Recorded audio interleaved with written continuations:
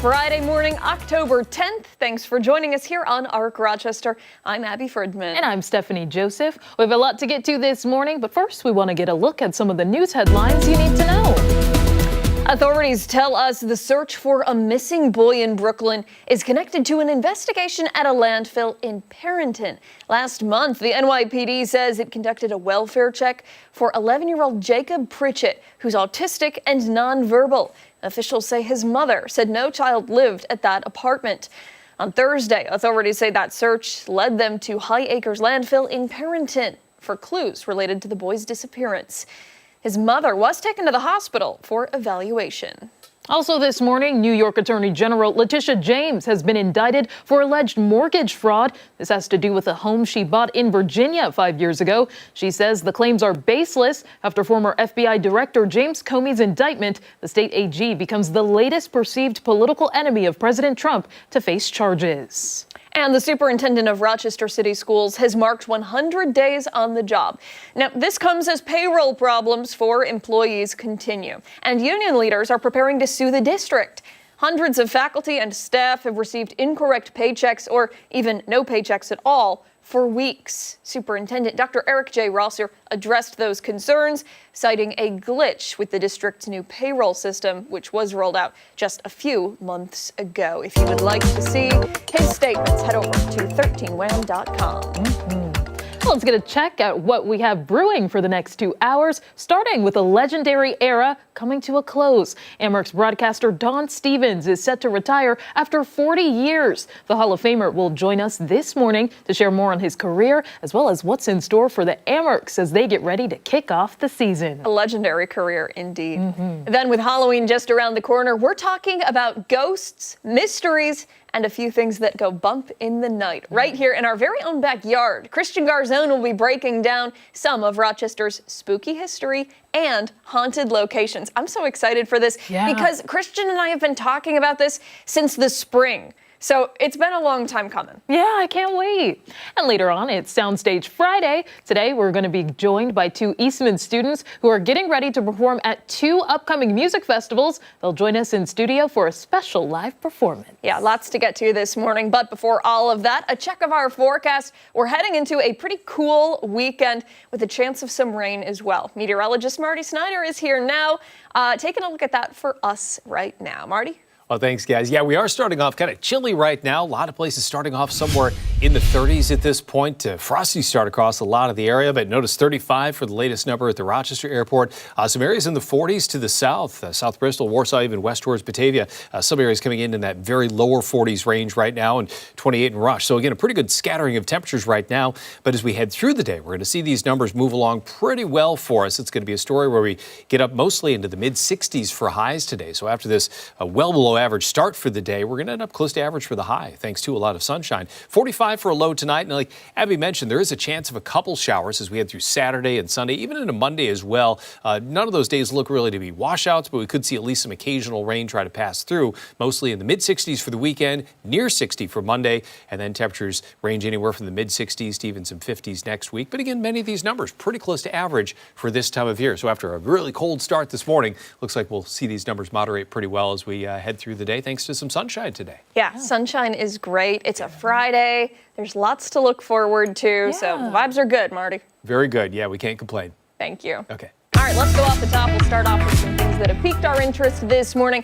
I'll start things off today, and it's kind of an uncomfortable topic, but one that I feel like it probably needs to be talked about. We're going to talk about the people on social media who are romanticizing killers, serial killers, murderers. It's not the first time in history, and it certainly won't be the last, but I think we can all agree that it's weird. Specifically, though, let's talk about Ed Gein. He's known as the Butcher of Plainfield, and he was convicted of killing and skinning women, or rather accused, and then, well, we'll get to that. So why is he in the spotlight? It's because of a new Netflix show, Monster, and that series comes from the mind of Ryan Murphy.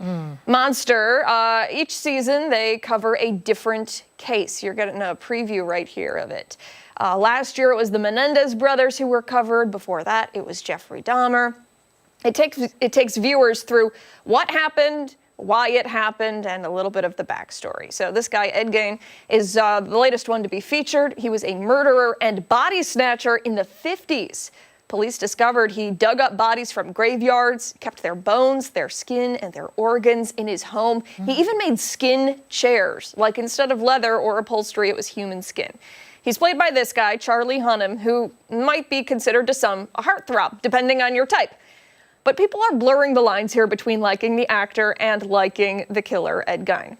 Really creepy videos are popping up on TikTok and on Instagram. Maybe you've seen them, maybe you haven't. I guess you could call them thirst traps, technically.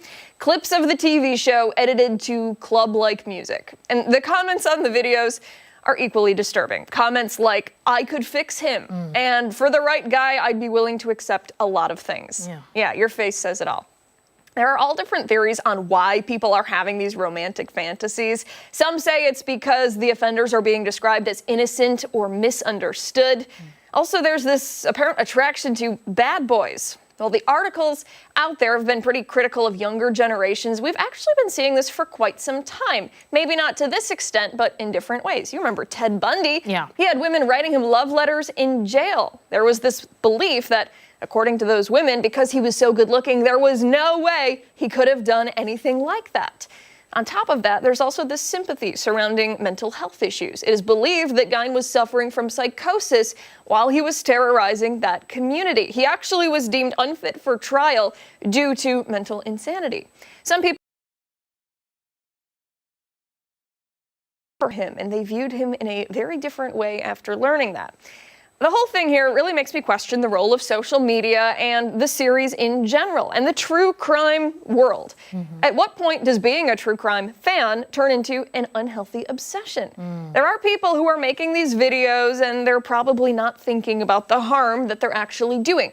But somewhere down the line, for them, monsters have stopped being scary and instead have become a way to make some money. A lot of thoughts there, I know. feel like. Because, you know, a lot of high-profile actors often play these characters. I'm thinking, was it Zac Efron? Yes, for Ted Bundy. Yes, for Ted Bundy. And Ross Lynch, I believe, for Jeffrey Dahmer. Yep. So it comes to a question where are you able to separate the person playing the actor from the actual role? And this is definitely a moment when, as you said, a lot of lines are being blurred. Yeah. I think also, and I didn't have time to get into this because I was furiously typing. You know, I think that the true crime genre obsession can sometimes go over the line a little bit too much. Now, don't get me wrong. I watch Dateline every day when I get home from work.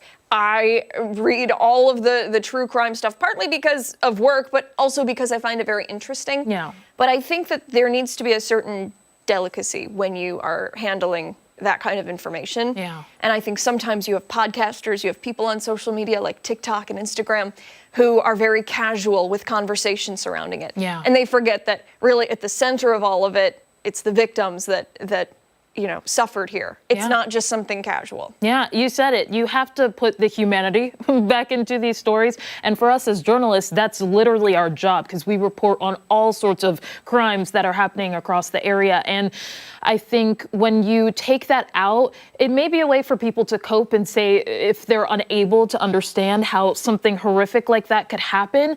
But again, you have to remember that this is real and that while, you know, you're seeing an actor who's familiar to you or who may be nice looking to you, this case had some real damage and the person also had some real issues that were going on. So it is a tough line for fans of a certain genre or even of a certain actor, but just remember the humanity. Absolutely. Yeah.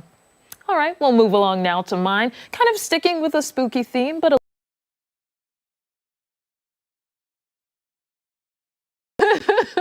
well, maybe you can see the top of the panels that lined the house, or even the actors were so bad, it was laughable. It's almost more of a nightmare to go to a bad haunted house than a good one.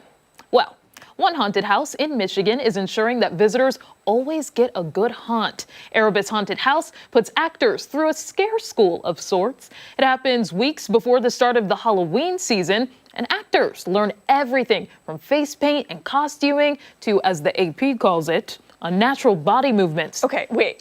This would be my dream education right here. I'm into it. All right, keep going. Yeah, Sorry. it's so funny because one of the operations managers had mentioned that, if somebody's a lawyer by day, they can come over here and really let the scare out by night. True. This is very true. And apparently Erebus knows its stuff. The AP reports that it constantly appears on lists ranking the scariest haunted houses in America. And actors are graded based on a wimp-out scoreboard. It's actually front and center for everyone to see in the lobby. There it is right there. The scarier they are, the higher the score. So that score is divided into 2 categories. Get this, wimps and wetters. Oh my gosh. So the wimps category is for anyone who chickens out. There are literally chicken exits, which are fire exits, for those who can't take it and want out of the haunted house early. The wetters refers to pukers and fainters. Since opening in 2000, Erebus has had more than 10,000 wimps and nearly 1,300 wetters, pukers, and fainters. What? Mm-hmm. That's crazy. Yeah, if you think this is all unnecessary, though, I think an operations manager, Zach Terabis, explains it best. So he says, quote, "Fear is not an accident, fear is an art." Plus, if you have a passion for something, you will always strive to be the best at it, right? Mm-hmm. So with all that being said, you'll not find me anywhere near a haunted house this season, maybe not even next season. If I went to this one, I'd probably fall in the wimps category.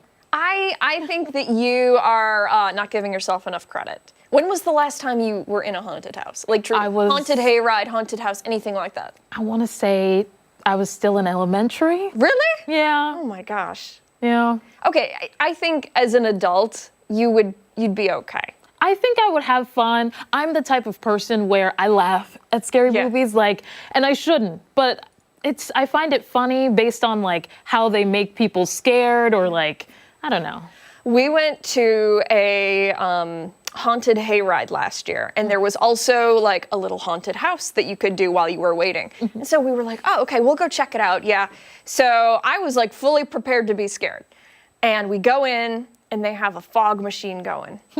But it was the fog was so thick that you actually couldn't see anything. You could just hear sounds. And you're like, something should be scaring me. I just don't know what. So that at first, you're like, uh-oh, what's gonna get me? But then I just ended up walking out the exit on accident. I was trying to find my way, and I went through a curtain, and all of a sudden I was outside. Oh no. And I was like, it was a bummer, because it's fine. It was fun. But I would get all A's in that. Yeah. I mean, I'm sure it's fun. What I miss about theater is playing the different characters, and you can be as outlandish as you want to be and really let it out. So I'm glad they have an outlet for it, and it's not too harsh in terms of grading. But yeah, I don't know. I've never heard of anybody throwing up at a haunted house before. Yeah. It must be pretty scary. Yeah, it's people online look forward. This is on their list of places to go to. I think bucket list maybe of places to go to. It's in Michigan. I think the article said a suburb of Detroit. Okay. That stuff, and he has been trying to find one that's really, really scary. He went to one that they had some pretty good haunts, I would say. Yeah. Oh yeah. Absolutely. All right. Hey, it is 8:13, and we have a lot to get to this morning on Arc Rochester, including when we come back. Speak of the devil, we'll check in with Chris Lopez. He is sailing this Friday morning. And don't forget that you can watch us on the go wherever you are by streaming us live on the 13WIM YouTube channel and, of course, foxrochester.com. We're back after this.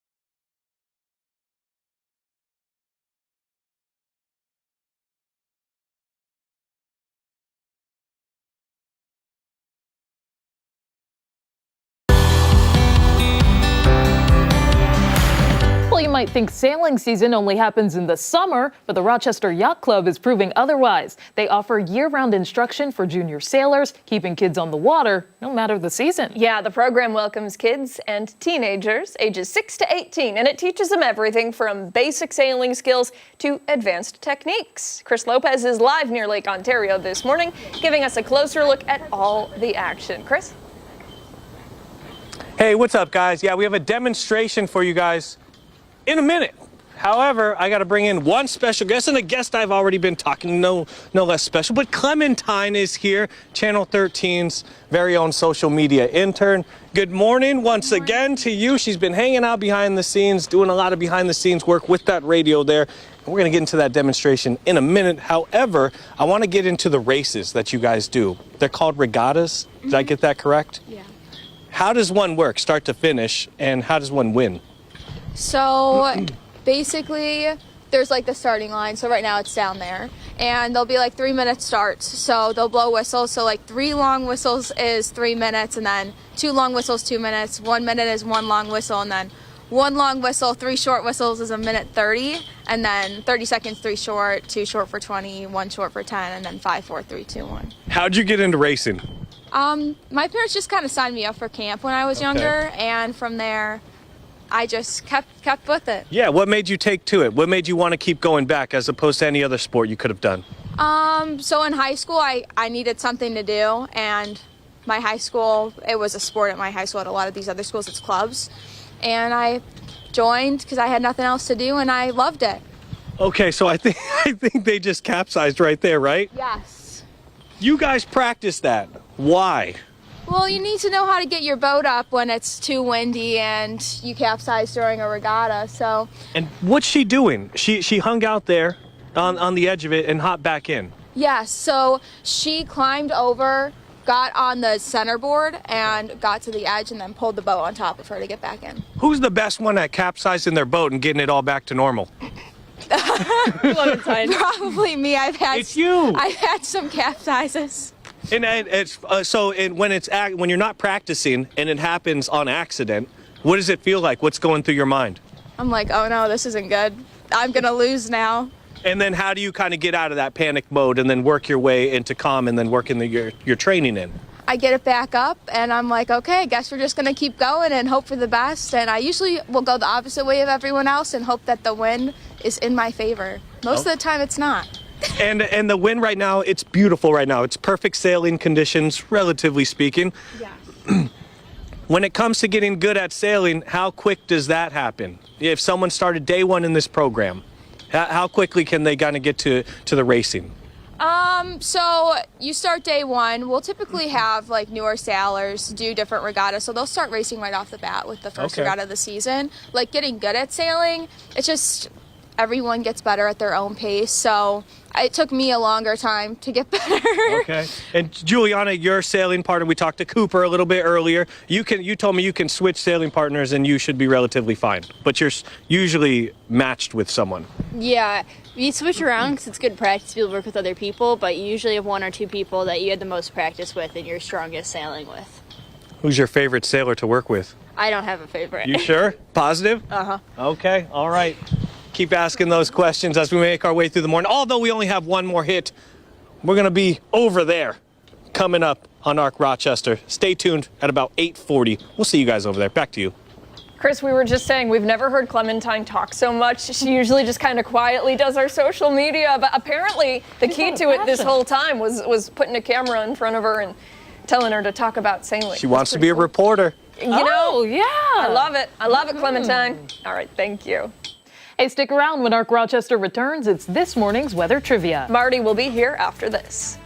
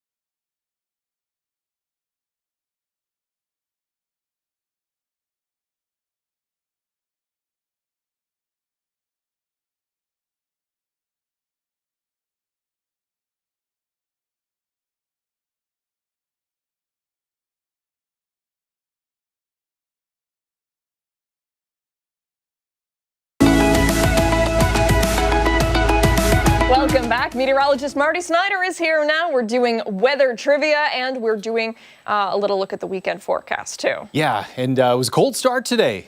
Yeah. 32. We officially hit 32 at the airport No this way. morning. It was a photo finish. It was just right between observations. It just, I think, dipped down to 0 degrees Celsius and then back up. So we're there. Frosty start. There were some curse words uttered this morning as I was getting into my car. It was like, Cold is a 4-letter word, so just stop at that, yeah, right? we'll go with that. That was the word that I was saying. Yeah. But yeah, that's our trivia question for today. Not curse words, but I aced that one. it's going back to when was the last time that we were this cold in Rochester. So officially our low temperature this morning was 32 degrees. We want to know when was the last time that the temperature dropped down to 32 in the official observation at the Rochester airport. So see a picture of a frosty start there, frost on the pumpkins, and here are the choices. So was it back in March? Was it March 29th? Was it early April, April 6th? Was it a little deeper into April, April 17th? Or did we wait until May for that last 32-degree reading of this past winter? So if I'm remembering correctly, May was pretty cool to start out. Because I remember, April showers bring May flowers. But when May started, I remember being like really furious with the whole situation and being like, it's never going to end. I don't know, though. I don't know if it was that cold. Yeah, I feel like, I don't want to say it, because usually when I, lay out whatever the ding dong and distractor are. Yeah. What? That's like how you narrow down with multiple choice. Like in elementary school, that's what they taught us. There's like two taking an SAT. distractors. Yeah. Not going off there. And you're Wait, but what is the ding dong? That's the wrong answer. Like, it's wrong for sure. And the distractor? You have two of them, so it'll distract you from the right answer. Okay. Yeah. Wow, I didn't know about that. Yeah. Maybe I got to start doing that Good with analysis. my students and their quizzes and stuff. Yeah. I've never thought about it that way. Okay, sorry. No, that's all right. So is that posted on social media? It's on social media, so yeah, head online and check on that. You can give your vote in there. We'll see who comes up with the correct answer in another almost hour or so from now. Yeah. Awesome. But yeah, today's going to be an all right day. It's going to be a nice looking day for us. We're going to see some sun try to make a return, but it is going to be a chilly start. But as we head through the day, we're going to see these numbers move along pretty well. So kind of a frosty start in some areas, not really uniform across the region. It was a case where some areas did stay above freezing by a little bit, and some stayed above freezing but did see frost. We're in one of those scenarios there. But temperatures today, they'll move along pretty well for a day this time of year. We're starting off with temperatures mostly in the 40s now, some 30s, but we'll see temperatures rise to about 64 as we head towards 4 p.m., probably hovering in that mid-60s range for highs today. And we still technically do have that frost advisory in effect that stays in effect until 9 this morning, just given the fact that some of that frost still is out there on some surfaces. It was a freeze warning for central New York and even down into the southern tier. So again, a lot of places did experience at least some of that. And as we head through the next couple days in October, we're going to see these numbers continue to cool off a little bit more. Notice we kind of slide down to about 60 by Monday. Really not too bad for a lot of those numbers this time of year. You have to keep in mind average is about 64 for an average high. So most of those at or maybe even slightly below average, but in that general range. As far as precipitation goes, again, dry start to the day. Usually when you have a frosty start to the day, there are really not many clouds in place. And of course, that's the story for us this morning with that sun working in. Any rain well to our south, well to our west, but it's that system well to our west. It's in the western Great Lakes and just moving out of the plain states. That one may have an impact on our weather as we go through the weekend. We'll talk about that in a moment. Otherwise, beautiful picture out there today with that sunshine holding on pretty well. We're starting off with many temperatures, at least somewhere in the 30s and 40s right now. We're up to 35 after being down to 32, the freezing point earlier today. And you can see some areas in the 40s to the south. Some of those areas never got out of that range overnight last night. Usually on these really cold starts, usually you have those localized factors that drive some of the temperatures, so some stay a little warmer than others. But today, again, sunshine holds on pretty well. There's the afternoon and evening. Overnight, there are a few more clouds that just start to enter the picture. And likely tomorrow, we see a few showers initially. Then as we head through the day, it may be a story where we see a little bit more alignment of that precipitation west of town. So it may be kind of a west to east split, or east of town, not many showers. West of town, that risk of rain is a little bit higher. So unfortunately, not quite as nice as how Saturday was originally looking. This forecast kind of is going downhill a little bit over these past few days. But over the weekend, we're mainly in that 60s range for highs. Chances are for a shower Sunday. Risk of rain lessens a little bit into Monday, but it's still there. And then temperatures into next week. A lot of those numbers in the 60s, maybe just drifting into the 50s by Thursday. But overall, a lot of those numbers close to average today. beautiful after a cold start, 65 for a high with quite a bit of sun. So we'll concentrate on the positive there with that sunshine, trying to hold on for a lot of the day today. Yeah, last weekend was hot. Yeah. It was like just really, 86, We were right? in the 80s, yeah. Even into early Monday of this week, it was still pretty hot. But yeah, they're kind of dropping off a little bit. The house is cooling down. Yeah. It is. I noticed that this morning. Yeah. It was kind of chilly. Did not turn on the heater in the bathroom. We've got the little ceiling heater in the bathroom. Ooh. Nice. Oh, that was. Ew. Well, see, we redid the bathroom. I don't know, it was a couple of years ago, and that was one of my things that I stayed firm on. We had it was kind of like an industrial wall heater in there. It was kind of, it wasn't really a living space type thing, but I loved it because I turned that on in the morning when I was getting ready for work. I said, that's one thing we have to keep. We need a heater. Oh my gosh. So now it's a prettier one. It's a ceiling type one rather than industrial. I think I need one too. Yeah. That sounds amazing. Oh, I crank that thing up in the mornings in the winter. They have those towel warmers. Have you Yes. seen those? We have one. Man, You gotta have the one. Snyders are living large. Yeah. Oh my gosh, that's like in my Amazon cart, and I just keep saving it for Yeah. later. But yeah, it's one of those that I'm jealous of. Everything that goes into our Amazon cart and wish list, it gets purchased. The next Prime Day, you always gotta me. get it. Yeah, listen, I'm trying, man. Yeah. Jeez. All right, Marty, thank you. Sure. Hey, don't go anywhere. We've got much more to get to here on ARC Rochester. We're back after this.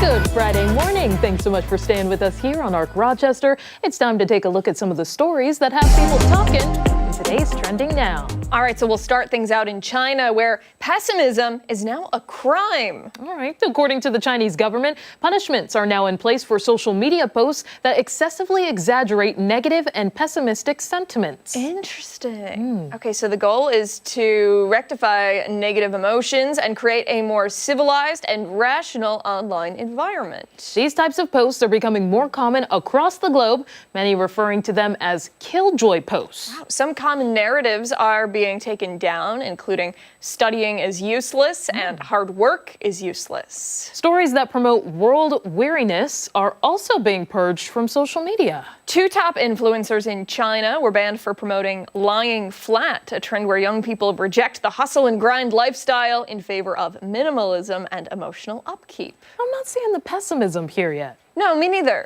China says they want to have, quote, a clear and healthy cyberspace that is promoting positive future prospects for children.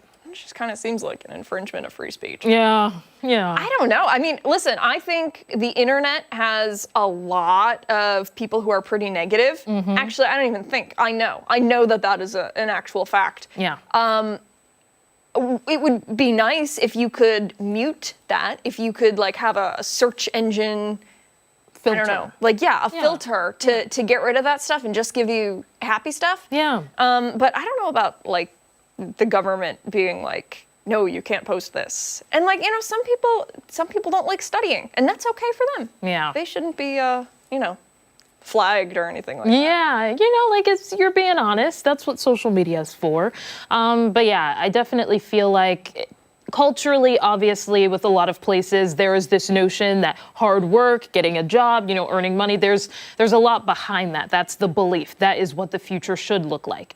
But I don't know if they should be flagged for saying something opposite of that, because everybody has their own path. Yeah. I guess they're nervous that a lot of people will go the unconventional route when it comes to things. And while the unconventional route is uncertain, so is the conventional one, which is you don't really know. Some things may not work out. If you get the job one day, you may not have it the next, even with the education. So. Yeah. And you know what? There's so much junk online too. You look at some of the posts that people make, and some of the fake stuff on there, and whatever, and it's like, come on, this is silly. You know. That is for sure. All right, let's move along now. A man in Guadalupe who robbed a supermarket because he was desperate to go to prison. All right, so according to police, the 60-year-old man walked into the supermarket located near the local police station holding a firearm. He demanded all the money from the register and even helped himself to a piece of cheese and a bottle of wine. Okay, police said he then walked out of the store and willingly was arrested in a calm fashion. It turns out the reason the man wanted to go to prison was to help his grandson, who was already serving a sentence. The man confessed to police that he was desperate to see his grandson and just wanted to go for a walk with him. The man also added that his grandson was having several issues with other inmates, so he wanted to be there to protect him. The 60-year-old man was prosecuted for a number of charges. That being said, due to the man's honesty and clean criminal record, he did not receive any prison time. Instead of the typical 3 to 5 year sentence, the judge ruled that the man only had to compensate the victims, receive psychological treatment, and refrain from visiting the supermarket that he robbed. There's on the one hand, when it comes to this story, you're like, grandparents, they are, gifts of this earth, and they want to take care of their grandchildren. But this might be a little extreme in that sense. I would say if you weren't able to reach your grandson, you didn't know anything, then that is cause for concern. If you're not able to reach out to prison staff, for example, or jail staff, then this isn't okay, just in general. But I mean, I imagine that the people on the other end of it were pretty scared. Yeah. He's got a gun, he's demanding stuff. I think it's really nice that he wanted to see his grandson and wanted to protect the grandson. Right. But on the other hand, I'm like, oh, those poor people. Yeah. That must be pretty scary. Yeah. So I think the treatment, seeing a mental health expert just to check in about things is warranted in this case. But let's not do that. Let's not do that stuff. Says. All right, we'll move on now to a new spa treatment that is getting some attention. One spa in New York City offers a first of its kind cloud touchless massage. I don't know about this one.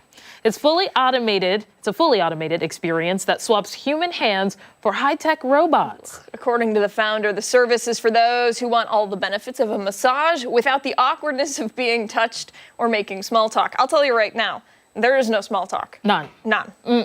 Not and doing it. hands are hands, robot or human. But the service is also a fraction of the cost to traditional massages. Okay, a plus, since less people need to be paid. The company claims the machines are capable of replicating the precision and care of a skilled therapist using airbag technology to deliver 10 targeted treatments that can be tailored to fit clients' needs. I kind of feel like it might be a nightmare, though, if they wrong pressure point and they go a bit too hard. Because, they ask about your levels. Like, oh, do you like it a bit softer? But I don't know if the robot can adjust. I don't know either, and it's just, I feel like it would be like cold. You know what I mean? Yeah. A single session is $19, and a once-a-week membership is about $49 per month. Unlimited access is $89 per month. Since launching this past summer, the service has over 500 members. The company says they're looking to expand and open multiple locations. I'd like to know how effective it actually is. Yeah. You know, thinking about, like, I would need to do a side-by-side, I think. Yeah.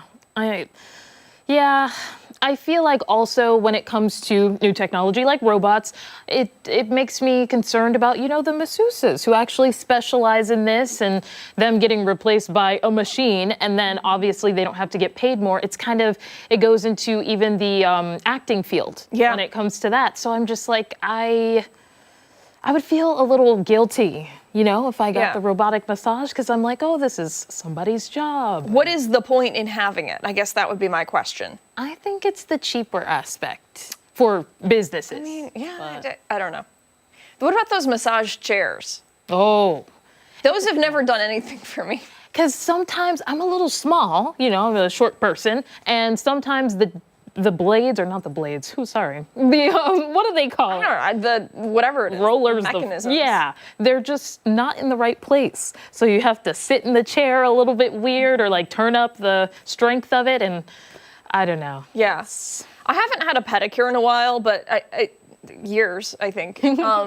Last time I did, I was in one of those massage chairs, and I couldn't get it to work properly, so it was just like that, like right on the shoulder blade, and I was like, I didn't want to say anything, because I was like, I should just be grateful that I'm getting this at all, but it was like really uncomfortable, and I was like, it's fine. All right, we'll turn now to a food story. With the cost of groceries still on the rise, social media has decided to rank the ultimate struggle meals. Oh my goodness. Struggle meals are defined as an inexpensive, often simple meal made from limited or cheap ingredients, typically prepared to cope with financial hardship or to stretch a tight budget. All right, people on TikTok started sharing their own personal favorite struggle meals, and many are offering up all different kinds of recipes. However, the internet has taken the time to rank the top 7 struggle meals.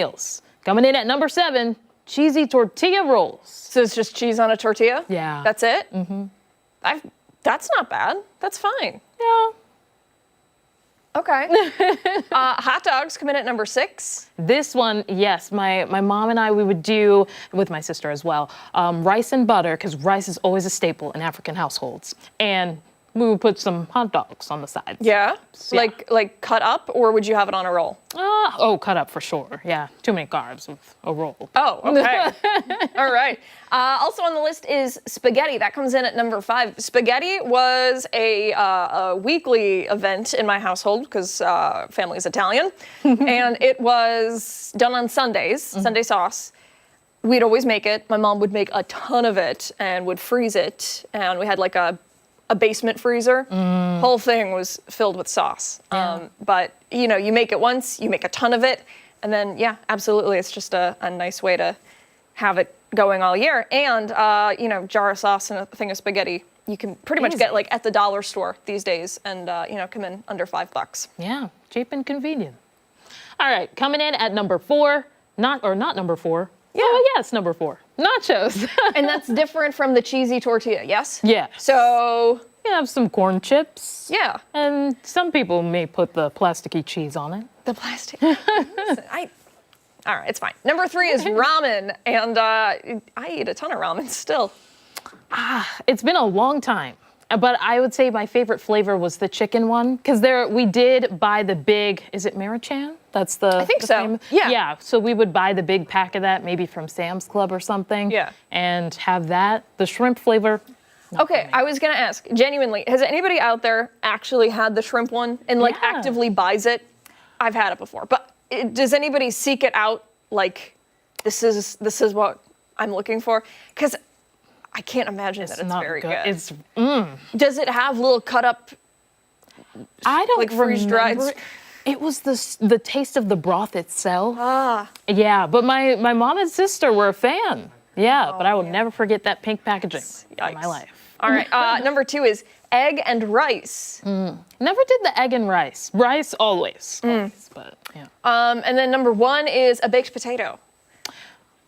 Well, we modified the potato just a little bit. Okay. It was, now that we paired with rice. So never too many carbs there, but sliced potatoes. Okay. And they were the, what did they call them? The russet potatoes. Yeah. Yeah. Okay. Do you currently have a struggle meal? Oh gosh. Well, I would say I always have a bag of frozen broccoli in the freezer. Yep. And then my mom taught me this recipe. It's a basic stew recipe, very basic. She still makes it better than I ever could. But it's, you have some onions, and you can just buy one onion, cut it up, and a red bell pepper. It's preferred. You can do yellow and orange, but red is better. And then you have some tomato paste, and then I can't tell you the secret ingredient, but that, and it's pretty cheap. And then similar to a Maggi cube, if you guys know about those, but it's not that. And yeah, you just use some Grill Mate seasoning. This is like a very, very complex struggle meal. It's easy. I used to do it when I didn't know what to make, especially in college. That's what I would do. The tomato paste is like 99 cents, you know. Okay. Yeah. Hey, listen, I'm all about it. My struggle meal, my husband and I, when we were in college and when we had our first jobs in Vermont, we would eat Triscuits with hot sauce. Yeah. Like for dinner. It's good though. And a handful of croutons, and that was it. And that was our struggle meal. Much more to get to this morning on ARC Rochester, including when we come back, we're gonna go live to Chris Lopez. He's setting sail this Friday morning. And don't forget, watch us on the go. Take us with you wherever you are. We're streaming live on the 13 WHAM YouTube channel and foxrochester.com. We're back on the other side of the break.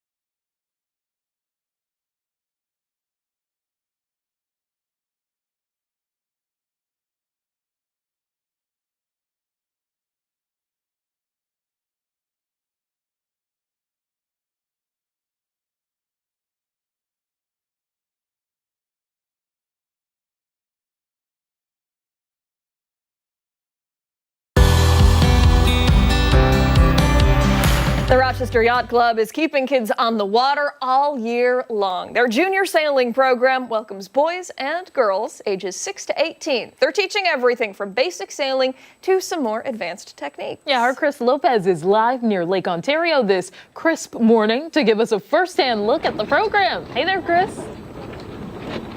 Crisp, brisk, interchangeable for a morning like this. I'm here with Clementine, Channel 13 intern. How does someone join this program?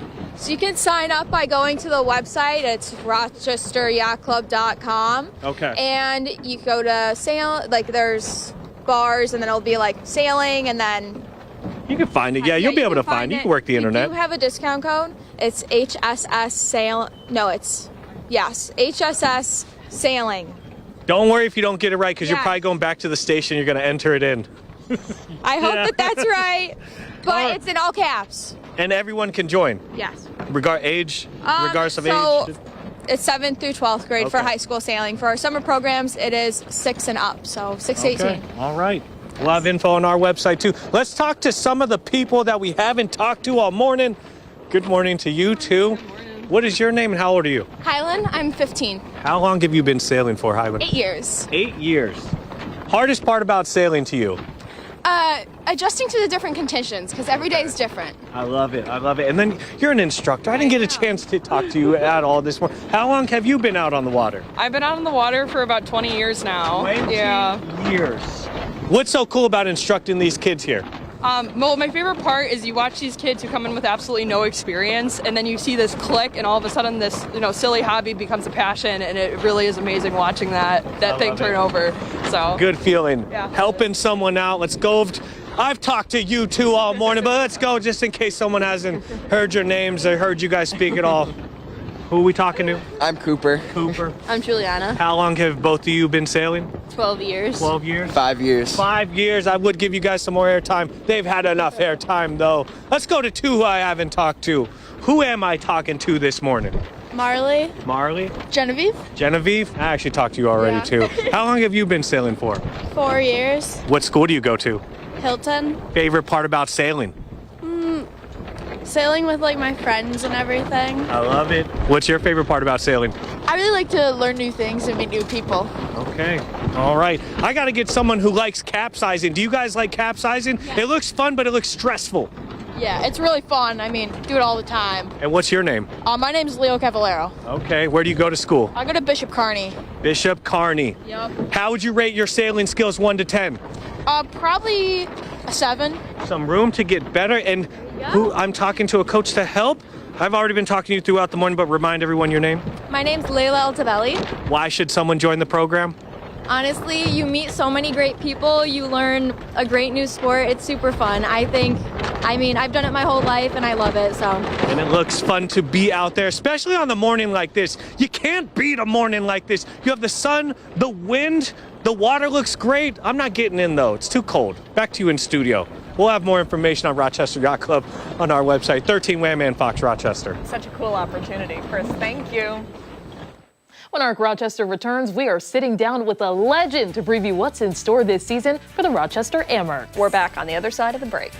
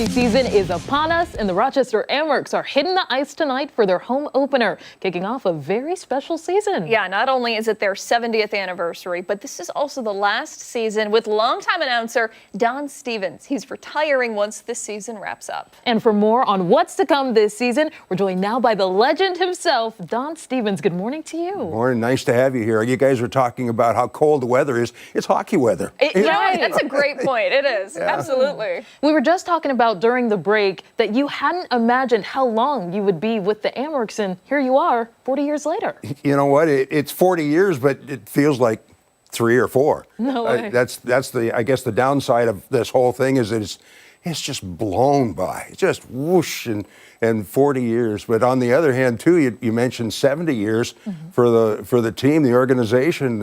That's a huge milestone for one team to be in one league and in one city for 70 years. It's a great accomplishment. Absolutely. And the Amerks are just loved here. And you are obviously as well. When you made the announcement that you were wrapping it up at the end of the season, I imagine you heard from so many people who said, you know, you're an icon, you know, we would recognize your voice anywhere. We're so sad to see you go. Is that true? It's unbelievable. It's mind-boggling. It's embarrassing, really, that the response is.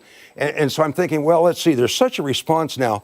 Are they sad that I'm leaving, or are they glad that I'm finally leaving? No, no, I'm just kidding. But the response has been incredible, just incredible. I'm so fortunate in what's happened here in Rochester, the support of not only my organization, from the Pagulas in Buffalo all the way on to the rest of the organization here in Rochester, to the fans, is just, it's really been something I have trouble even talking about because it's so special. Yeah, for sure.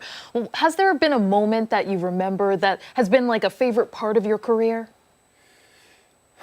No, not. I can't pick out one particular movement, although I continue to refer to my first year here, which was back in 86, 87 season, when we won the championship of the season, the last night of the regular season. We went on to win the Calder Cup championship in Game 7 against Sherbrooke on that season, and that was just a great year. And the fan turnout for the events, the parades, and the parties at the Blue Cross, and that was just phenomenal. Absolutely. And you, obviously, this next season, the season that is starting, is going to be probably one of the most exciting ones, 70 years.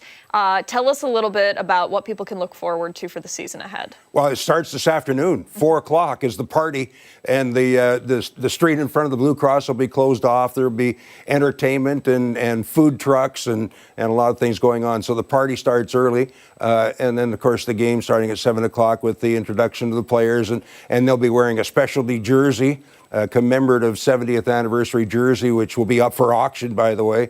And you can go to Amerks.com to get in on bid on the auction on those.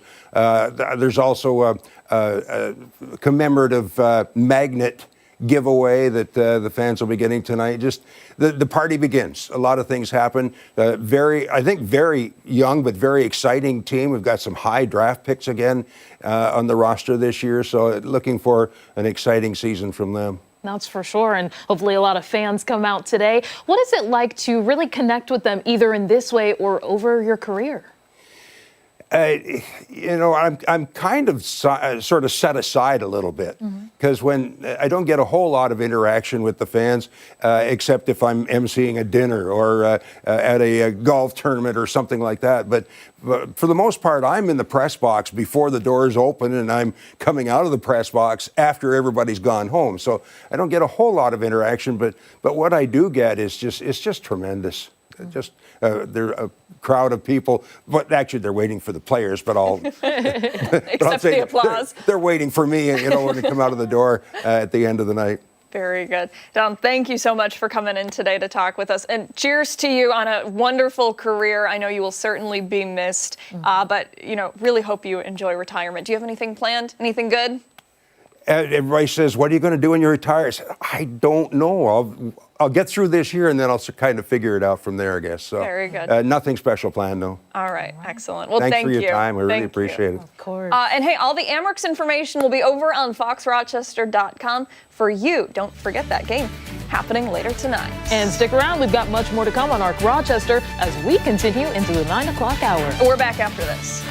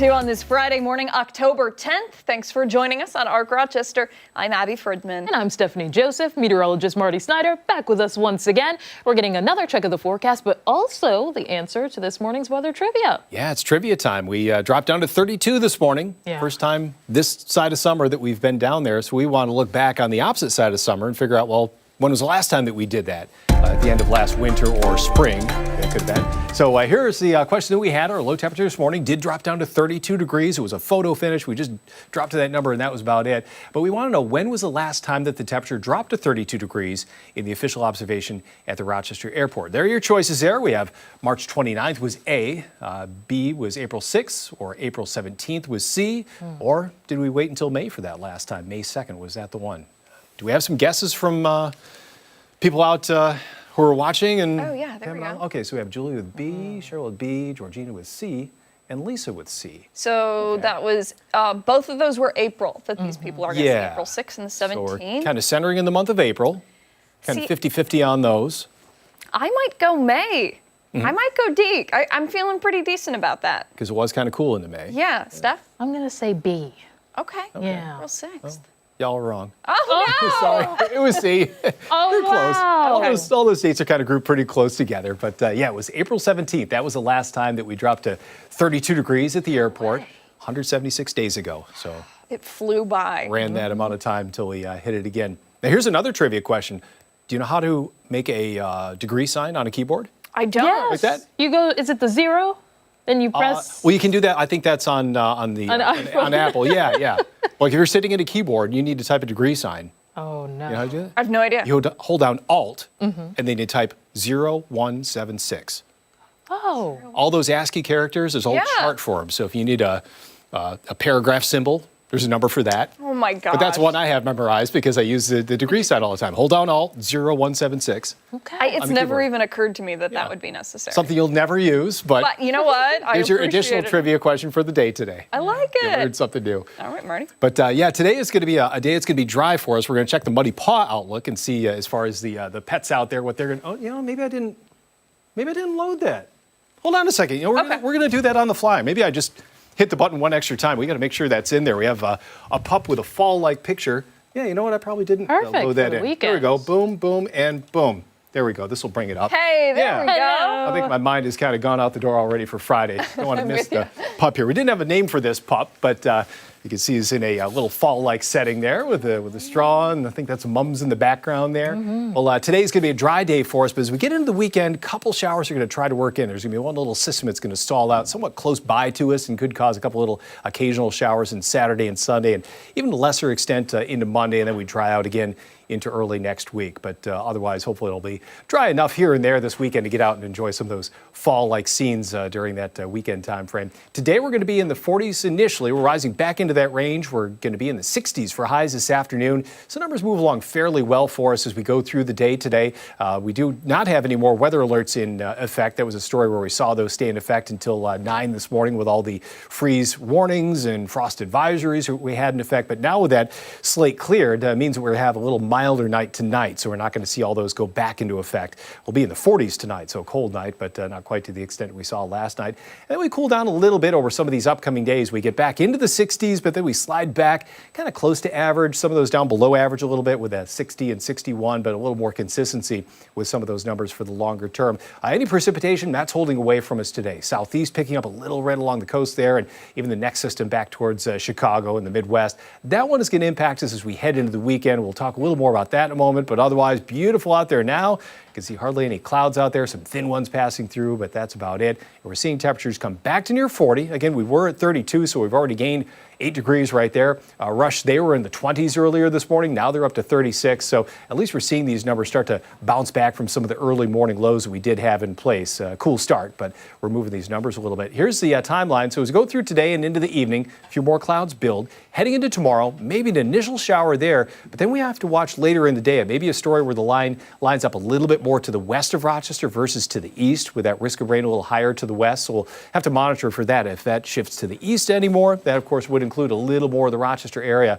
but still had chances there for a couple of those scattered showers during the day tomorrow. Today, a dry day, 65 for a high. Just had chances there for a shower both Saturday and Sunday, mostly mid-60s then, probably close to 60 into Monday, and then temperatures back a little higher into the 60s into Tuesday before we slide a little bit into Thursday. But in general, the average high is 64, and really not too far from that number for quite a few of these upcoming days. It always is so funny, like when it hits 60 in like March or April, it's like shorts and t-shirts and, you know, you're driving with the windows down. And then when it's 60 in October, you're like, uh-oh, I'm bringing out the warm jacket. Yeah. It's a little chilly out there. It's always fascinating to me just how it's all you know, psychological. It's all relative to what you have been experiencing, and you know, it's like people when it hits 40 in Florida, you know, they're all bundled up. Yes, but for us, at 40 in the middle of winter, that would be a heat wave for us. You know, my folks moved to Nashville about a little over a year ago at this point, and they are like, they love it. The winters are like so warm. They're like about 40 degrees. That's about as cold as it gets. Yeah. And all of their neighbors are like all bundled up and they're all cold all the time. And my right. parents are out there like no jacket, just a hoodie on. It is so nice. Yeah, it's nice to experience that at least every once in a while in the winter when you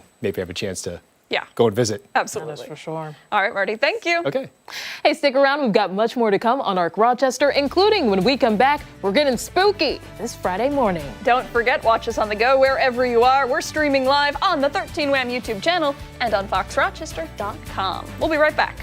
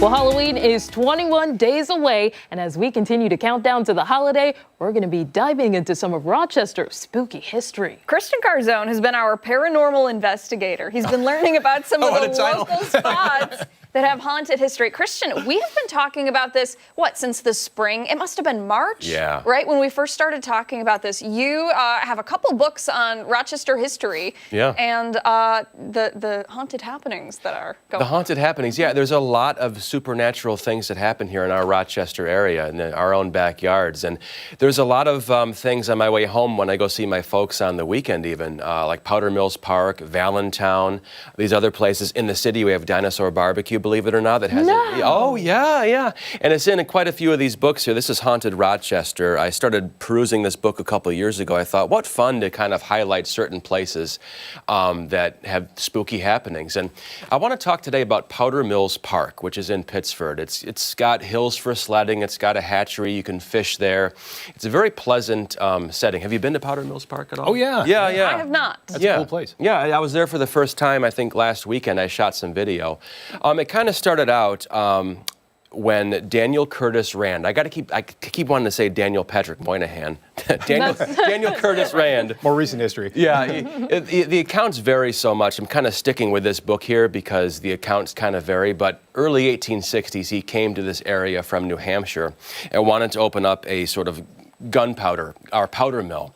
And this area was sort of just natural sort of insulation from dangerous explosions. It has creeks and streams and hills, so if anything were to happen, the blast would kind of be contained. It wouldn't blow up a whole town or something. So he kind of selected this spot to open up this gunpowder mill. And he opened it up with a partner. It became the Rand and Wadham's Powder Company. And they actually made gunpowder that was used in the Civil War and everything like that. Fast forward a little bit, he passed away, and his widow and his son, Philip, who was 14, took over the park at a certain point. And that's when a series of just bad instances, calamities started to happen, and people kind of thought, like, what is going on here? Is there a saboteur about? Is there something paranormal happening? Because a lot of things keep happening we can't explain. One was in December of 1887, when there was a massive explosion at the park. Now, most of the guys, this was early morning, I believe, the guys were eating breakfast, a lot of guys were not on site. But this explosion happened. It was felt and heard as far away as Canandaigua Lake and Avon. You're talking 25, 30 miles away? It's good radius. Yeah, good radius. People felt it, and it was accounted like this massive explosion. I don't think there were any deaths that occurred, but this cascade of events like that just kept happening. They eventually sold the park around 1910, or actually, I should say, they closed the mill around 1910. About 20 years later, Monroe County bought the park in 1930. And it's where it is now. It's the county park. It's a beautiful park. But right around 1930 is when people started to see this figure dressed in 19th century garb at dusk, at dark, who would be wandering around the park. And even people up to this day, I don't know when the last account was, but it's certainly lasted up until this time, where they see this gentleman in sort of overalls wandering the park at night. And as soon as this guy, there's a ghost, this whatever, knows it's being watched, it kind of turns around and vanishes. Oh, no. And he's known to just kind of appear out of nowhere and just kind of scare you in the park, apparently. And many people believe it's the ghost of this Daniel Curtis Rand looking at his lost venture, his lost enterprise. Like, what happened? When I died, everything went downhill so quick. It's supposed to be this powder mill. You know, and now it's this park, whatever. Who knows what the ghost is thinking, but just kind of this wandering figure. So that's fascinating. That is really cool. It's really, I would love to hear from, if any viewers have seen that or heard of this before or know somebody who's experienced it. It'd be very cool to hear from them. Yeah. Yeah. So when you were there, you were the one shooting this video. Yeah. Or did you get a little No, it was a hair perfect on the back day. of your neck? No. It was a perfect day. It was so nice. I was shooting. It was a little hotter than what I liked. It was, I think it was one of those 85-degree days or something. And it's supposed to be off, but I'm shooting video. But I wouldn't want to. Yeah. You're welcome. But I wouldn't want to be there at dusk or nighttime alone. I don't. Yeah. I've had my own, as I've shared on air, supernatural experiences in my life. I mean, stuff where I've actually had to call a priest several times for things, and it's really no joke when it comes to this stuff. I mean, you might laugh and giggle a bit, but I think I attract this kind of stuff, so I wouldn't want to be there. Hey, there he is. Yeah, Marty's like, get me out of here. Yeah. Can you even be at those parks in the nighttime? I think they close at dusk, and I wonder if that's the rule in place because of this stuff. For good reason. Yeah, no, I'm kidding. I don't know. So if you're ever at Powder Mills Park at dusk, which, again, it probably closes at that point, but if you ever see a guy in 19th century garb wandering around, it could be the ghost of Daniel Curtis Rand looking for his powder mill. I'll turn right Fascinating. around. You know, Cool, right? it's Yeah. like have you seen Ghost Whisperer? Like, can you see us? Like, that's No. how, that's Is it how a- the Is that was a good? Was that from like a TV show? Yeah, with Jennifer Love Hewitt, I want to say, and that's how the theme song. That's how it starts. But yeah, so she some of the ghosts themselves. Obviously, there may have been something troubled that happened, but they can't move on because they're having trouble accepting something. So she was the expert to go out there, and obviously she's the only one who can see the ghosts and try to talk to them and help them cross over, is what they would say in the show. So maybe that's a situation where someone should. Very well could be. We have all these things in our area. Valentine is another one I want to talk about maybe next week, which is in Fisher's Victor, right in that area. And of course, Dinosaur Barbecue. And that one I'm very curious about because I've been there multiple times. Yeah, no, it's kind of fun to read that. And I've been there before too, and I didn't know it had that supernatural history with the tunnels underneath. It was once a Seneca Indian village. And there's, I believe, I don't want to spoil it. I'll wait. I don't want to just give it all away. Now you got us How's hooked. that for a tease? Oh my gosh. It's a lot of fun, yeah. Yeah, and you've read the book a couple times. Is there a particular story in there where you're like, this is the coolest one, this is the scariest one? I want to say I was drawn towards Powder Mills Park because, of course, we just talked about it, but there's some things you just walk by, you don't know where the name comes. Oh, Powder Mills Park, that's cool. Then you realize, oh, it was a powder mill. Oh, that makes sense. It's just kind of, the history drew me in for Powder Mills Park, but there's also up in Greece, is the Lady of the Lake. Manitou or Manitow Road, I've heard people say it different ways. That's a Native American word, I believe, for spirit or whatever, something like that that has to do with the other realm beyond Earth. And it goes back to Native American times. And the name, people all along that stretch see kind of odd things happening. There's a whole ton of things in it. This book is available on Amazon. That's where I got it. I'm not plugging the book, but obviously I am plugging the book right now. But it's a great book. It's a great read to have this piece of local history. Yeah. And to go around and you drive by, oh, there's the place that's in that book. And it's kind of cool. Yeah. The Reunion Inn is another one. By Seabreeze, the Reunion Inn. Yeah. Oh, okay. Oh, yeah. The Green Lantern Inn. Is that it? Am I confusing my? Yeah, that's in Fairport. It's also a DC character. Oh, that's it. Yeah, right. Yeah. Sorry, I'm trying to pick apart the book, and I can't just. It's right in front of me. Here, fascinating. Those local connections like that. Yeah. Christian, this is so cool. You're gonna join us again next week, is that right? I'd hope to. Ashley, let's make it happen. Friday. Thanks for coming on. Where'd that voice come from? What's that voice? Haunted happening. When Arc Rochester returns, it's the Weekend Buzz. It's that time already. Yeah, we're back after this.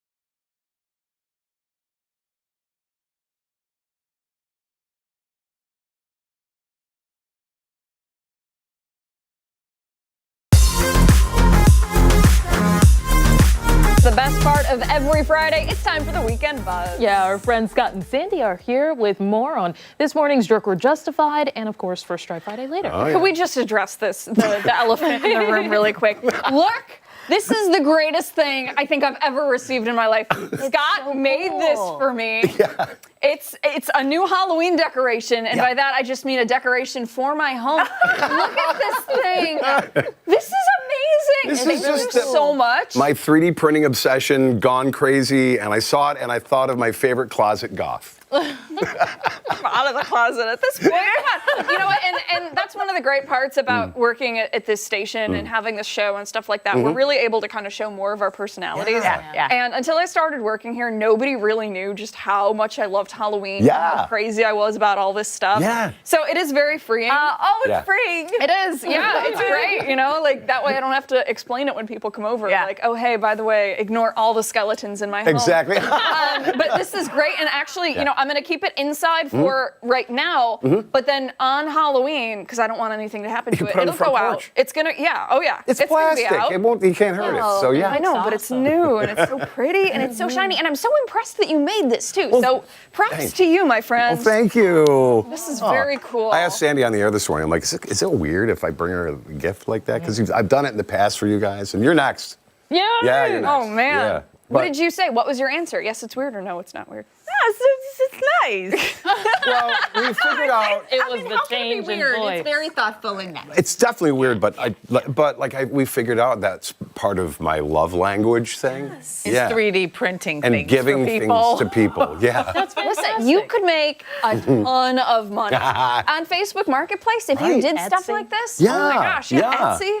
I don't tell my buying- wife. I'll try. He doesn't need a new hobby or an obsession. He doesn't. I have tons of them. I have tons. Of them. Don't add to that list, Abby. I'm sorry. I'm sorry. Or he'll be living in the coffin that you have in your house. Yes. Over there. That's where her husband sleeps. Don't worry about it. Okay, ready for Jerk or Justified? So ready. Okay, so we got a message from a Buzz listener, and I'll just read this exactly how she said it, and it's actually from her daughter, her teenage daughter. Okay. So my daughter wants to put some of her teachers in Jerk or Justified. Too bad the teachers aren't listening. Oh, wait, is today a day off of school? For a lot, For some. So they could be watching. Keep going. Okay. Because they use their cell phones during class, even though there's a bell-to-bell, no phone rule in school. In her words, that's a crazy big double standard. While kids are watching a movie or taking a quiz, the teacher is at their desk on their phone, doom scrolling. Does the bell-to-bell mean teachers too? Dun dun dun. Well, oh boy. Is that Jerk or Justified? This is a tough one. So I guess I would start off by saying, what is the purpose for the bell-to-bell cell phone ban? True. To keep the kids off. Keep the kids off the phones. Right. You know, to help with bullying, to help with mental health. Right. Okay. And I guess I would try to build a judgment based on that. So I don't what's the know. judgment? So I'm letting it marinate for a second. What did people say? So let's see. I wrote it down. By one vote, the verdict was jerk. Was Jerk, yeah. really? Wow. I think it's justified. I mean, you want as much communication as you can possibly have between teachers, administration. I don't know what kind of protocol they have set up for like notifications. Yeah. You know, like, hey, so and so is sick today. But Or, if it's just you're on TikTok or whatever, I feel like Well, maybe see, that's this is the thing. It's the optics of it, right? Yeah. So she said that her teenage daughter said, when there's a movie or we're taking a quiz, my teacher, I see them at the desk on their phone. Okay, at that point, if somebody needs to get a hold of them, their computer is right there. Yeah. So if you're on your phone as a teacher, it's almost like do what I say, not what I do, or a double standard. Yeah. I don't know. What do you Rules for think? thee, not for me. Yeah, but it's always been like that. Like teachers can have food in the classroom growing up, and like we couldn't have food in the classroom. So it wouldn't surprise me that so and so can be on their phone. Is it a perk of being an adult? Yes. And the leader of a classroom. You need that tool. I think it's part of a tool. I mean, if you're looking at Dan Schreck's social media, watching live between, whatever, it's a different story. Yeah, that is. Yeah, I don't know. I feel very conflicted on it. Well, okay, so you're kind of a professor too. I am. And Kind of. they're working on a project. Are you? Yeah, what do you do? No. No. Typically, no. I'm usually doing something while they're doing something. Which you would typically expect a teacher to do busybody work. But I in the never, classes. I never like put on movies or anything for them. Yeah. Because I'm like, what's Yeah. the point having you sit Yeah. in my classroom and watch a movie? Yeah. Like Right. you can watch that on your own. I have checked my phone a few times, but I've never just like doom scrolled before. But Interesting. I also say to them, like, you know, you're adults. You should be Yeah. able to use your best judgment on when it's appropriate to use your phone and when it's not. But this is a little different in that there's a rule, a bell-to-bell ban. Yeah. I'm gonna go So- jerk. I totally am. Oh, you say jerk. I am. Okay, Stephannie. I want to say justified. Just because, you know, I'm used to the double standard in Yeah, school. Like, sure. it's the teachers can, you know, do Yeah. things that Life- we can't as students do. Life ain't fair. Yeah. I said justified. Yeah. What is your favorite or most pet peeve of a double standard? Oh my The double standard you love and the double standard you hate. Oh. Because in life, there are a lot of double standards. I don't even know if I don't, yeah, it's hard to think of it at the moment. How about dad bod versus mom bod? There's no Oh, hey. mom bod out there, is there? Oh, I love a mom Well, bod. you know, But there's dad bod. Yeah. All of a sudden, there's a know. survey coming out that says it's the most attractive. That's my That's your is pet that what peeve? they're saying? Well, you know, you see those surveys all the time. Women love dad bod. Yeah, you do Bod. see that. I'm like, Yeah. I never see a survey that says mom bods are hot. Yeah. I mean, it's true. I don't know about any other double standards No? though. Nothing is Or, like, How about the fact that I always got to pick up the dead animal that gets hit by, you know, like the rodent, the dead Somebody's gotta chipmunk, kill or the spiders. That's true. So- But some husbands are equally as skeeved out by it, but they take on that task. happened the other day. My wife texted me, "Oh my God, there's a dead squirrel at the end of the driveway. You got to get it." I'm like, "Get a shovel." Get No, a so shovel. I'm like, "I got this." I don't like it. It's gross. Yeah. So But I picked it up and put it, you know, and threw it away. And yeah. but it's always I have to do. That's the double standards. I always have to get it. I saw a video on social media talking about gross jobs in your household yeah. and how different jobs are interpreted differently based on the people. So like for me, I hate taking out the trash. I hate anything that has to do with it. I hate touching the garbage bag. I hate putting a new one in. I don't want to drag it to the yard or to the end of the driveway. I hate it all. But I'm like, that's my husband's job. You hate it because it grosses you out? It's so disgusting. Okay. It's all disgusting. Yeah, hate it, hate the smell, hate the feel of it. But for him, he doesn't enjoy it, but he's fine with it. Yeah. And like, you know, for me, Yeah. I clean the cat's litter box. It's gross, but it's not so gross where I am like actively like, I don't Yes. want to be doing this. But he's like, "No thanks. It's your job." Well, right? he was my cat first. Oh, okay. Well, even better. I would say like passenger princess. I don't mind that. I like to sit in the passenger seat. I don't want to be the one at the wheel. Yeah. And people probably wouldn't want me at the wheel. So Actually, I have seen Steph drive, and she's a menace on the road. Oh, okay. All right. All right. Oh, Oh, we're yeah. learning We'll so talk much. about it during the break. Don't go anywhere. When we come back, I think that we are doing, First Yeah. Try Friday. yeah, we're back after this. Yeah.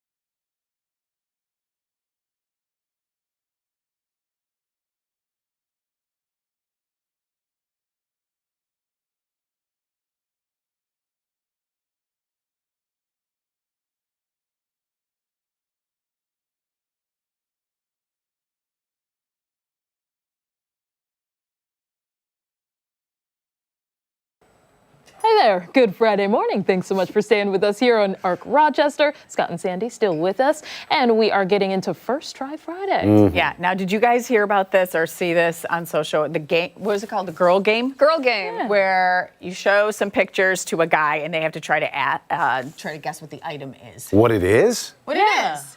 And then, so Ashley said that she'll take this on and she'll come up with some pictures that you have to try to see what it is. Okay. And then she'll do the same for us. Okay. Pictures of guy things that we have to try to. I feel like, I don't know. Oh, she said she didn't do guy things. Oh, Oh, good. Hey, we get to sit back and do nothing. Oh, this is all on me. All right. Thanks, Ashley, in the air, wherever you go. Love it. Oh, Okay. Okay. All right, let's see here. That is, that actually looks like an eyelash curler. Okay. Very good. Is it? Yeah. Is it? Yeah, that's right. Yeah. God, ding, ding, got it. Yeah, we definitely need a sound effect machine. Yeah, right? I'm Gwyneth Paltrow. No, hold on. No, it's not that. It's a makeup sponge. You're pretty close. Is it a makeup sponge? You know what I was saying. My wife has one. Yeah. It's a beauty blender. A beauty blender? Yeah, that's what we call it. Yeah. It's a sponge. Okay. I used that on your 3D print. It's a Well, you got it. I've got one of those. It's like a nail trimmer or a cuticle cutter. Yeah. thing. Wow. Yeah, hey now. Yeah. You know, the nails are perfect. So Yes, I just you did a great job. No, it's to get the little bits of plastic in between. I can't believe you're like. Okay, hold on a second. Oh no. This is the. Come on, you can get a perfect score here. It's okay. Why is there many of them? There are different kinds. Oh, I see. Would that be eye mask? No, Eye mask? really. Another shot. You got Wait, it. is this the thing that might have wings? No. Oh, okay, good. I'm just checking. But I'm glad you checked beforehand. I just Is this the thing? that might have wings. With wings. I'm like, why does it fly? Okay. Okay, hold on a second. It has to do with like an eye. Does it cover your eyes? No. It does not cover your eyes. No. It is. Wait a second. It's a boob holder upper thing. No. Aren't they like rubber? No. What do they call those? Guys, save them.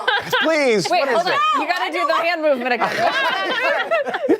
It is a pore strip for your nose. It gets the blackheads out of your nose. A pore strip. Yes. Oh. Yeah. The one at the top, the black colored one, is usually it has like charcoal in it. Oh. Yeah. And then the white ones are just the regular I ones. so thought you were gonna get that one. Yeah. That messed me up a little bit. I don't know. I like your guesses though. They were pretty good. Okay. That's a pumice stone for your heels and things like that, right? Yeah. Pumice stone? Yep.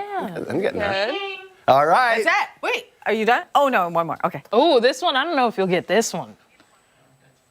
I have faith in you. Come on. That's the Ocarina of Time from Zelda. Stop playing. No, I'm serious. That's what it looks like. Wow. That is that made of is that pink salt? No. In any way? Okay.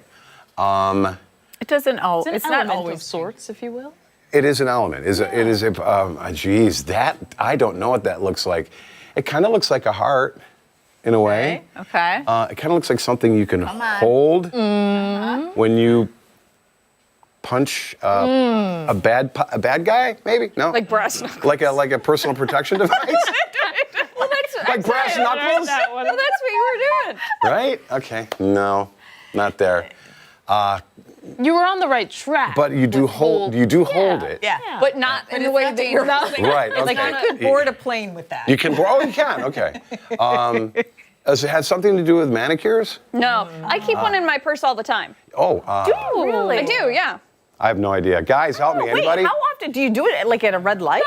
Yeah, I do it on my way to work. You do it on the way to work? I do. Muscle? Does it? No, it's hard.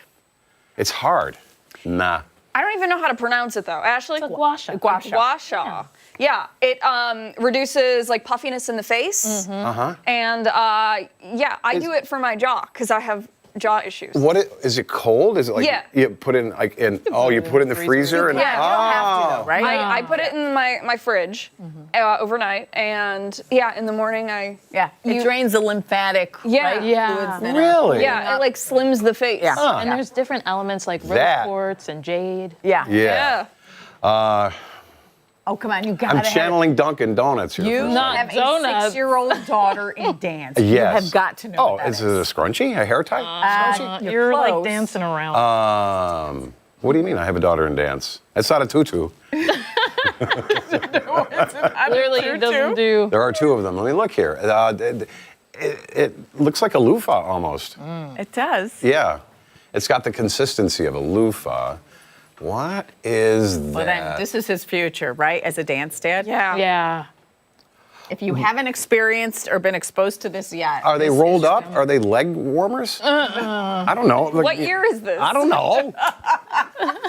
Flash dance. What is it? It's I don't know the official name. Like Sock. we a used bun to donut we used to call thingy. them sock buns because you used to make them with socks. But it's now a they're- scrunchie for your hair. But you put your hair in a ponytail. But you will put You your have Ellie's to- hair I in a do, ponytail, yeah. and then you'll roll it down like And tuck the hair in. so. It's a perfect. Oh, so it looks like a. Oh. Yeah. creates a perfect bun. Oh. perfect dance bun. Okay. Okay. Two more? Okay. This one, This one. you had alluded to a little bit before, Okay. Really? Well, but it's a they're little shaped like a different. flower. They're shaped like a. Is that a Band-Aid you put on a wart and it goes away after a week? I think that Band-Aid is the right family, but it's Oh, pastries. Pasties. yes. Yes. Oh my gosh. Okay. Oh my God! What is that? Include this one, Ashley. I didn't think we would go here. What? The chalice of life. Right? Well, you know Kind of. that could be a way to refer to this. Is this what I think it is? Maybe. Probably Would this be a is. possible form of birth control? It is. Well, Kind of, in a way. Not really. Oh, okay. I'm thinking of something else. Yeah. So it's not the chalice of life, No. and it Do they call it has. the? Should we let him It's- squirm? Yeah. Yeah, I'm It squirming. might be like, yeah. You don't do this in the car on the way to work. Right. No.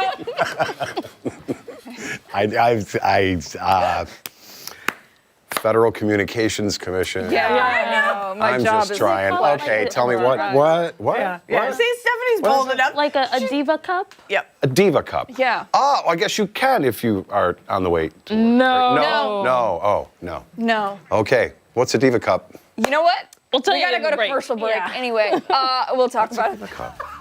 We'll be right really back. don't know. When we come back, time for music this Friday morning. Yeah, don't miss it. Take us with you wherever you are. We're streaming live on the 13 Wham YouTube channel and foxrochester.com. We are back after this.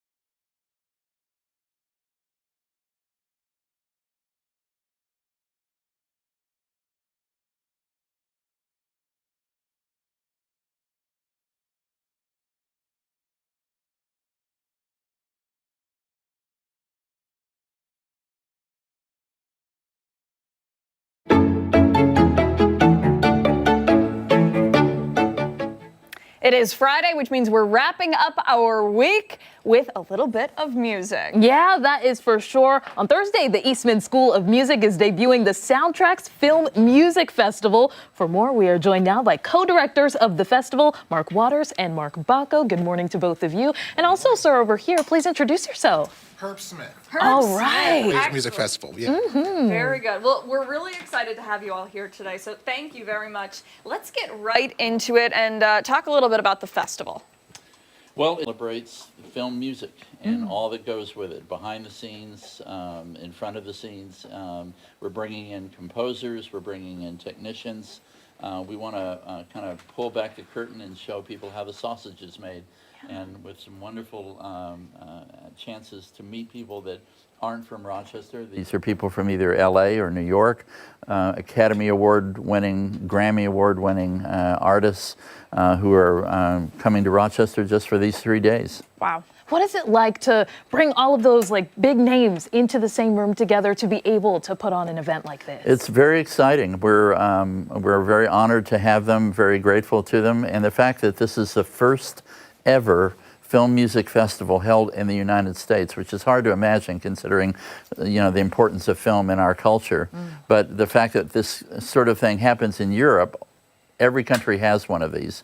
It's never happened in the United States, so it's very exciting. That was a big draw. They wanted to be here for the very first one, so we're very excited. And what has it been? Oh, I'm sorry, go ahead. It's a great collaboration, too, between Eastman School of Music, University of Rochester, and the Gateways Music Festival, which is a music festival of all African-American classical players.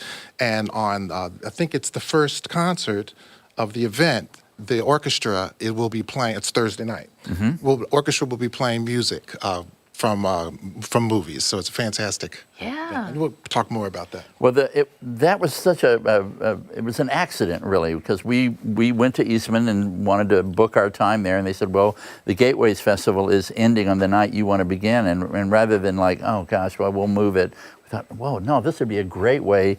Their last concert will be our first concert.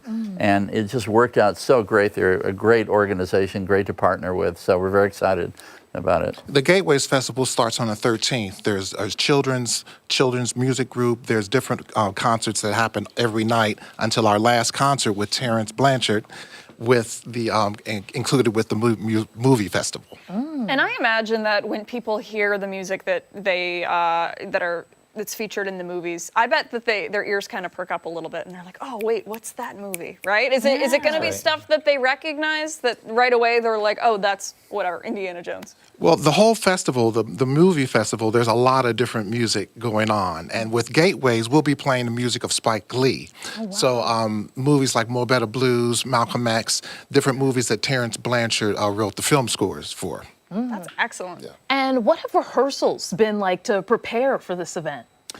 We have not rehearsed yet. Yeah. No way. No, that's no. We want to keep it fresh. Yeah. No, but we really start big time next week. Everybody's coming in. A lot of trips to the airport. Everybody's coming in. It's very exciting. Yeah. That is exciting. And for you, I imagine that there's maybe a little bit of nerves, but mostly excitement, kind of like that first day of school feeling, right? Sure. Well, there's a day program of all kinds of different sessions that, as Mark said, a lot of this is about the intersection of technology and music and how that influences media and film. And so we have everything from immersive sound sessions and artificial intelligence and music to even a session on 18th century technology of Stradivarius violins, which ties into the Red Violin concert, which is Friday night. Wow, that is very cool. Great. Thank you guys so much for coming in today to talk about this. I'm sure everybody is very excited. For somebody who wants to come to the festival, give us the information. When, where? Thursday, Friday, Saturday. The daytime events start as early as 9 o'clock. Between 9 and 10 they start and go all day. And then the concerts are in the evening. We've got two wonderful afternoon concerts, the John Williams concert on Saturday and Interstellar, a great score by Hans Zimmer. We're doing music from that on Friday.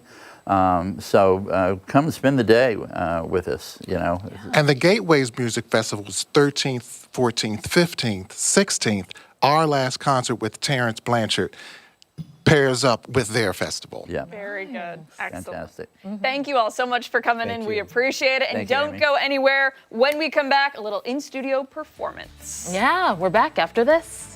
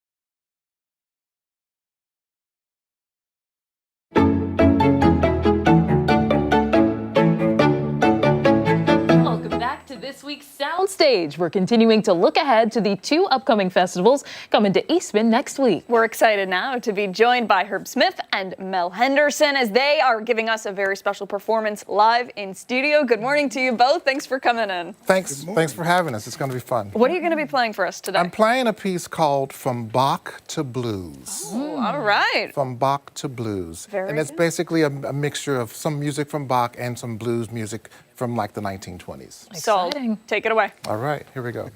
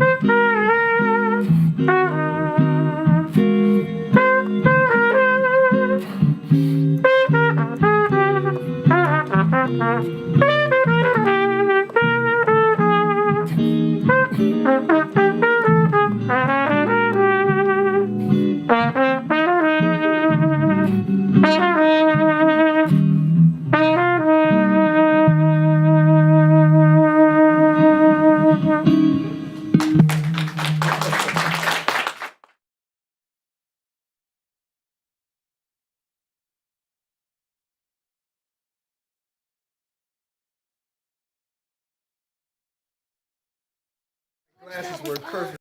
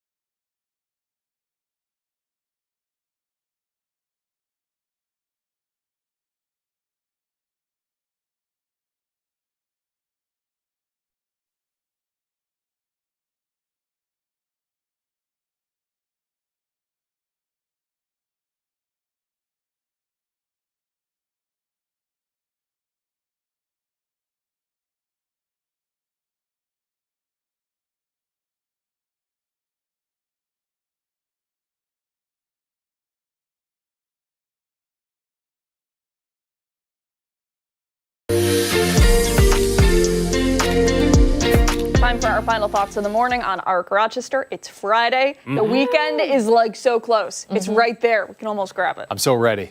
Yeah, I know. It's time to release our inhibitions. Yeah, exactly.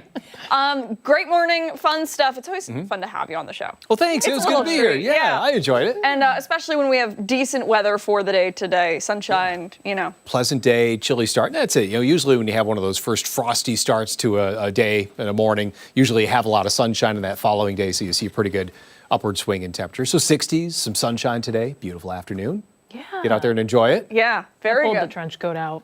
Yeah. The trench coat? It's a waterproof one, so it's not all right. too heavy. Yeah, You know. that's pretty serious. I put on a dark hoodie, and now I had all the lint all over my white shirt when I took it off and I got in here. So You can't tell. yeah, It's all good. I just put the suit coat on the top of it. We're good. Hey, that does it for us here on ARC Rochester. Be sure to join us again Monday morning starting at 4:57 on 13 WHAM ABC. We've also got much more live local news coming up. 13 WHAM News at midday. Me and Selena. Yeah. She's in. All right. Yep. Join us then. Have a great weekend.